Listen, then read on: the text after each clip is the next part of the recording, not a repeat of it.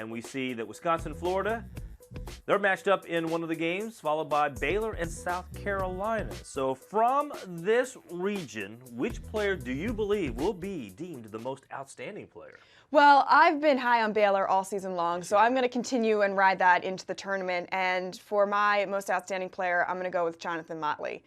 Here is a guy who was, in his sophomore year, a player where he would have a good game and he would celebrate that game. And by that, I mean he would score 23 points in a night, followed by 22 points total in his next 5 games.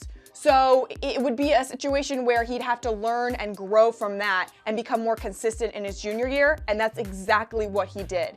And for him to be able to mature from sophomore to junior year and under Scott Drew's watch, and also be able to be such a dominant force underneath, he's huge for this team defensively and also on the offensive side of the ball. I love what he's been able to do. He, to me, coming out of the East region at least, is my most outstanding player. All right. Well, if Baylor goes through all the way to Glendale, then he will be a big reason why. Yes. However, I don't believe Baylor will go through all the way to Glendale. I believe the team that comes out of Madison Square Garden going to Arizona is Wisconsin. And their lead guy, the guy that we hear from all of the Big Ten coaches say that he is the man. You've got to try to stop him, try to contain him, and maybe, just maybe, you can stop the rest of that Badgers team. That would be their point guard, Bronson Koenig. Koenig leads the team in scoring with a 14.5 clip.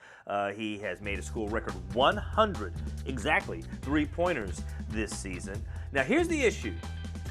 He has had 2 of the worst shooting performances of his career at Madison Square Garden. But I believe that third time's the charm here for Koenig in the world's most famous arena.